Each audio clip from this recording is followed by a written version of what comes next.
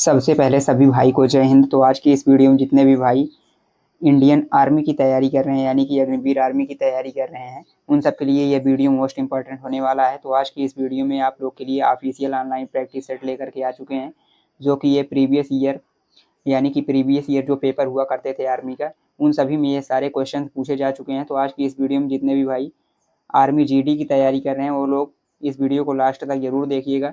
और हाँ, कल आप लोग को मैं बता दूं कि कल जो ट्रेड्समैन की भर्ती होती है यानी कि ट्रेड्समैन में जो भी फॉर्म भरे हुए हैं उन सब के लिए एक प्रैक्टिस सेट लेकर के आने वाला हूँ।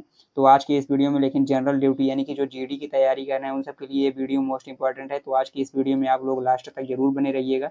और मैं आप लोग को बता दूं कि अगर आप लोग को इसका पीडीएफ चाहिए तो डिस्क्रिप्शन बॉक्स में हमारे टेलीग्राम ग्रुप का लिंक दिया गया है। आप लोग वहाँ से हमारे टेलीग्राम ग्रुप को ज्वाइन करके इस पीडीएफ को प्राप्त कर सकते हैं और प्रैक्टिस लगा सकते हैं यानी कि प्रैक्टिस कर सकते हैं। इसमें आपको जो ये पीडीएफ मिलेगा वहाँ पे आपको आंसर भी देखने को मिल जाएगा। तो आज की इस वीडियो को चलिए शुरू करते हैं।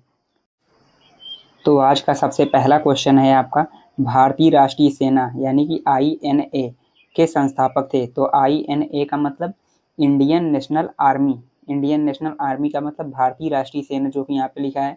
तो इसमें कहा गया भारतीय राष्ट्रीय सेना के संस्थापक थे। ऑप्शन ए है भगत सिंह, ऑप्शन बी है JL नेहरू यानी कि जवाहरलाल नेहरू, ऑप्शन सी है सुभाष चंद्र बोस, ऑप्शन डी है महात्मा गांधी। तो इसका जो राइट आंसर हो जाएगा आपका ऑप्शन सी हो जाएगा, सुभाष चंद्र बोस। अगला क्वेश्चन, अहमदाबाद कौन सी नदी के तट पर स्थित है। तो अहमदाबाद कौन सी नदी के तट पर स्थित है। ऑप्शन ए है नर्मदा नदी, ऑप्शन बी है बनास नदी, ऑप्शन सी है लूनी नदी, ऑप्शन डी है साबरमती नदी। तो इसका जो राइट आंसर हो जाएगा आपका ऑप्शन डी हो जाएगा, साबरमती नदी। अगला क्वेश्चन है, भारत की महिला सुल्तान कौन थी। भारत की पहली महिला सुल्तान कौन थी। ऑप्शन ए है नूरजहां, ऑप्शन बी है कोहिनूर, ऑप्शन सी है रजिया सुल्तान, ऑप्शन डी है मुमताज महल।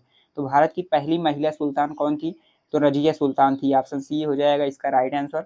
चलिए अगला प्रश्न देखते हैं। अगला प्रश्न है, भारत छोड़ो आंदोलन कब शुरू हुआ था। तो भारत छोड़ो आंदोलन कब शुरू हुआ था। ऑप्शन ए है 1929, ऑप्शन बी है 1942, ऑप्शन सी है 1940, ऑप्शन डी है 1939। तो इसका जो राइट आंसर हो जाएगा आपका ऑप्शन बी हो जाएगा 1942। तो भारत छोड़ो आंदोलन कब शुरू हुआ था, 1942 में शुरू हुआ था। चलिए अगला क्वेश्चन देखते हैं। अगला क्वेश्चन है, वर्तमान में भारत के विदेश मंत्री कौन है। तो वर्तमान में भारत के विदेश मंत्री कौन है। ऑप्शन ए है स्मृति ईरानी, ऑप्शन बी है अरुण जेटली, ऑप्शन सी है एस जयशंकर, ऑप्शन डी है AK एंटनी। तो इस क्वेश्चन का आप लोग को आंसर कमेंट करके बताना है कि वर्तमान में भारत के विदेश मंत्री कौन है। चलिए अगला प्रश्न देखते हैं। अगला प्रश्न है, न्यायाधीश का अंतरराष्ट्रीय अदालत का मुख्यालय कहाँ पर है। ऑप्शन ए है रोम, ऑप्शन बी है पेरिस, ऑप्शन सी है the Hague Netherlands, option D है वाशिंगटन। तो इसका जो राइट आंसर हो जाएगा आपका ऑप्शन सी हो जाएगा, द हेग नीदरलैंड। अगला प्रश्न है, इनमें से कौन से राज्य की स्थल सीमा तमिलनाडु से नहीं मिलती। ऑप्शन ए है तेलंगाना, ऑप्शन बी है आंध्र प्रदेश, ऑप्शन सी है केरल, ऑप्शन डी है कर्नाटक। तो इसका जो राइट आंसर हो जाएगा आपका ऑप्शन ए हो जाएगा तेलंगाना। इनमें से कौन से राज्य की स्थल सीमा जो है तमिलनाडु से नहीं मिलती, तो तेलंगाना से नहीं मिलती। अगर कहेंगे कि तमिलनाडु से कौन कौन से राज्य की स्थल सीमा मिलती है, तो आंध्र प्रदेश, कर्नाटक और केरल, इन सब से मिलती है। चलिए अगला प्रश्न देखते हैं। अगला प्रश्न है, जलियांवाला बाग किस शहर में स्थित है। ऑप्शन ए है फगवाड़ा, ऑप्शन बी है अमृतसर, ऑप्शन सी है गांधीनगर, ऑप्शन डी है फिरोजपुर। तो इसका जो राइट आंसर हो जाएगा आपका ऑप्शन बी हो जाएगा अमृतसर। तो जलियांवाला बाग किस शहर में स्थित है, तो अमृतसर में। चलिए अगला क्वेश्चन देखते हैं। अगला क्वेश्चन है, प्रसिद्ध किताब गीत गोविंद किसने लिखी थी। प्रसिद्ध किताब गीत गोविंद किसने लिखा था। ऑप्शन ए है कालिदास, ऑप्शन बी है बाणभट्ट, ऑप्शन सी है जयदेव, ऑप्शन डी है मीराबाई। तो इसका जो राइट आंसर हो जाएगा आपका ऑप्शन सी हो जाएगा जयदेव। चलिए अगला प्रश्न देखते हैं। अगला प्रश्न है, सिखों के 10वें और अंतिम गुरु कौन थे। ये आपके एग्जाम के लिए मोस्ट इंपॉर्टेंट है, आप लोग याद रखना, ये कई बार प्रश्न पूछा जा चुका है। ऑप्शन ए है गुरु हरगोविंद देव, ऑप्शन बी है गुरु गोविंद सिंह, ऑप्शन सी है गुरु अर्जुन देव, ऑप्शन डी है गुरु नानक देव। तो इसका जो राइट आंसर हो जाएगा आपका ऑप्शन बी हो जाएगा गुरु गोविंद सिंह। तो सिखों के 10वें और अंतिम गुरु कौन थे, गुरु गोविंद सिंह थे। चलिए अगला प्रश्न देखते हैं। अगला प्रश्न है, संयुक्त राष्ट्र का मुख्यालय कहाँ है। तो ऑप्शन ए है लंदन, ऑप्शन बी है New York, option C Geneva, option D New Delhi. तो इसका जो राइट आंसर हो जाएगा आपका ऑप्शन बी हो जाएगा न्यूयॉर्क। अगला प्रश्न है, द्वितीय विश्व युद्ध कब हुआ था। ऑप्शन ए 1939 से 1943, ऑप्शन बी है 1939 से 45, ऑप्शन सी है 1934 से 36, ऑप्शन डी है 1935 से 1938। तो इसका जो राइट आंसर हो जाएगा आपका ऑप्शन बी हो जाएगा 1939 से 1945 तक द्वितीय विश्व युद्ध हुआ था। चलिए अगला प्रश्न देखते हैं। अगला प्रश्न है राष्ट्रीय एरोनॉटिकल लेबोरेटरी में स्थित है, तो इसका जो राइट आंसर हो जाएगा आपका ऑप्शन बी हो जाएगा बेंगलोर। चलिए अब आप लोग को ऑप्शन पढ़ के नहीं बताएंगे क्योंकि टाइम ज़्यादा हो जाता है, तो चलिए अब डायरेक्ट आप लोग को आंसर बताते चल रहे हैं। इसका अगला क्वेश्चन है अर्थशास्त्र किसने लिखा था? अर्थशास्त्र किसने लिखा था? तो इसका जो राइट आंसर हो जाएगा आपका ऑप्शन डी हो जाएगा, इनमें से कोई नहीं। तो अर्थशास्त्र किसने लिखा था आप लोग को इसको कमेंट करके बताना है। चलिए अगला प्रश्न देखते हैं। अगला प्रश्न है भारत में विशिष्ट खेलकूद के लिए महिला पुरुष को राष्ट्रीय पुरस्कार दिया जाता है जिसे कहते हैं। तो भारत में विशिष्ट खेलकूद के लिए महिला पुरुष को राष्ट्रीय पुरस्कार दिया जाता है जिसे क्या कहते हैं? तो इसका जो राइट आंसर हो जाएगा आपका ऑप्शन डी हो जाएगा, अर्जुन पुरस्कार। अगला प्रश्न है न्यूक्लियर रिएक्टर में भारी जल का प्रयोग किसकी तरह किया जाता है? तो न्यूक्लियर रिएक्टर में भारी जल का प्रयोग किसकी तरह किया जाता है? तो इसका जो राइट आंसर हो जाएगा आपका ऑप्शन ए हो जाएगा, मॉडरेटर। तो न्यूक्लियर रिएक्टर में भारी जल का प्रयोग मॉडरेटर के रूप में किया जाता है। अगला क्वेश्चन है पोलियो किसके कारण होता है? तो पोलियो किसके कारण होता है? इसका जो राइट आंसर हो जाएगा आपका ऑप्शन बी हो जाएगा, वायरस। तो वायरस के द्वारा पोलियो होता है। चलिए अगला प्रश्न देखते हैं। अगला प्रश्न है शारीरिक कंपन डॉट डॉट से उत्पन्न होता है। तो शारीरिक कंपन किससे उत्पन्न होता है? तो इसका जो राइट आंसर हो जाएगा आपका ऑप्शन डी हो जाएगा, ध्वनि से। जैसे कि आप लोग ध्वनि में देखे हैं कि शारीरिक कंपन उत्पन्न होने लगता है, जैसे शादी विवाह में जाते हैं तो वहाँ पे जो डीजे वगैरह चलते रहते हैं उसमें जो बेस जिसको बोलते हो उसको अगर ज़्यादा तेज कर देते हैं तो देखो उसमें दिलों की धड़कनें जो हैं बहुत तेज़ी से हो जाती हैं। तो इसीलिए जो शारीरिक कंपन उत्पन्न होता है किससे उत्पन्न होता है? ध्वनि से। चलिए अगला प्रश्न देखते हैं आयोडीन की कमी से कौन सा रोग होता है? तो आयोडीन की कमी से कौन सा रोग होता है? इसका जो राइट आंसर हो जाएगा आपका ऑप्शन ए हो जाएगा, गोएटर। आयोडीन की कमी से कौन सा रोग? गोएटर। चलिए अगला प्रश्न देखते हैं। अगला प्रश्न है ओरियन क्या है? तो ओरियन क्या है? इसका जो राइट आंसर हो जाएगा आपका ऑप्शन ए हो जाएगा, तारामंडल।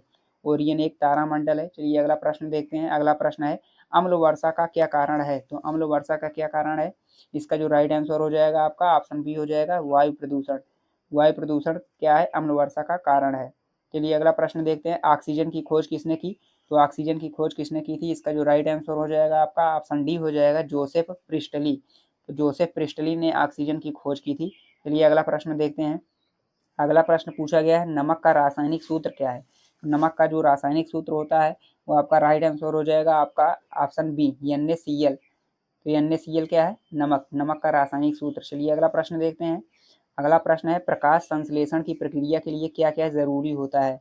तो प्रकाश संश्लेषण की प्रक्रिया के लिए क्या क्या जरूरी होता है? तो इसका जो राइट आंसर हो जाएगा ऑप्शन डी हो जाएगा, उपरोक्त सभी। यानी कि क्लोरोफिल की भी आवश्यकता होती है, कार्बन डाइऑक्साइड और पानी की भी, और सूर्य के प्रकाश की भी। तो प्रकाश संश्लेषण की प्रक्रिया के लिए क्या क्या जरूरी है? क्लोरोफिल, कार्बन डाइऑक्साइड, पानी और सूर्य का प्रकाश, ये सारी चीजें प्रकाश संश्लेषण की प्रक्रिया के लिए जरूरी है। अगला प्रश्न देखते हैं। अगला प्रश्न है वायुमंडल में कौन सी गैस प्रचुर मात्रा में उपलब्ध है? तो वायुमंडल में कौन सी गैस प्रचुर मात्रा में उपलब्ध है? इसका तो राइट आंसर आप लोग को पता ही होगा कि नाइट्रोजन वहाँ पे सबसे ज्यादा है। अगला प्रश्न है प्रकाश के एक स्पेक्ट्रम में कितने रंग होते हैं? तो प्रकाश के एक स्पेक्ट्रम में कितने रंग होते हैं? इसका जो राइट आंसर हो जाएगा आपका ऑप्शन सी हो जाएगा, 7। अगला प्रश्न देखते हैं।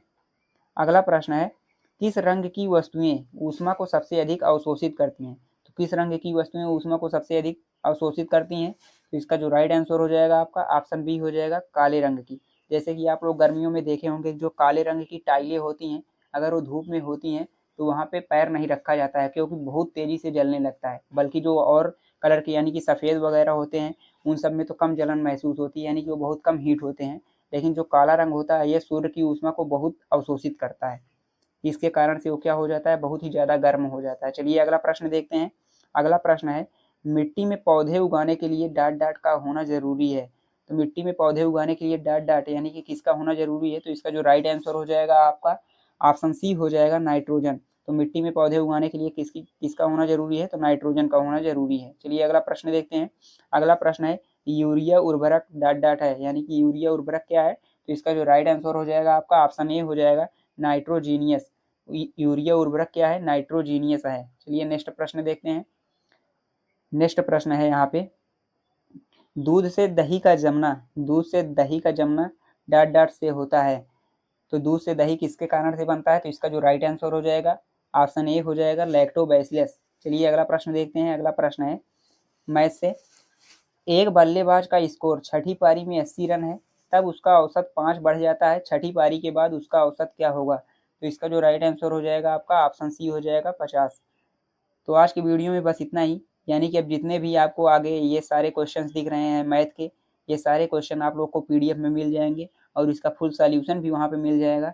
इसका जो ये यहाँ पे क्वेश्चन हम इसलिए नहीं करा रहे हैं क्योंकि यहाँ पे सुविधा नहीं है कि जिससे आप लोग को यहाँ पे जो मैथ के क्वेश्चन है वो सॉल्व कराए जाएँ। तो इसलिए इन सभी मैथ के क्वेश्चन को छोड़ते हैं यहीं पर। आप लोग पीडीएफ प्राप्त करने के बाद वहाँ पे आप लोग ज़्यादा से ज़्यादा इसको प्रैक्टिस कर लीजिएगा। वहाँ पे इसका सॉल्यूशन भी दिया गया है, जो भी क्वेश्चन आप लोग को नहीं समझ में आता आप लोग वहाँ पे सॉल्यूशन में चेक कर लीजिएगा। फुल सॉल्यूशन इसका दिया गया है। तो आज की इस वीडियो में बस इतना ही, मिलते हैं नेक्स्ट वीडियो में, तब तक के लिए जय हिंद, बाय बाय, टेक केयर।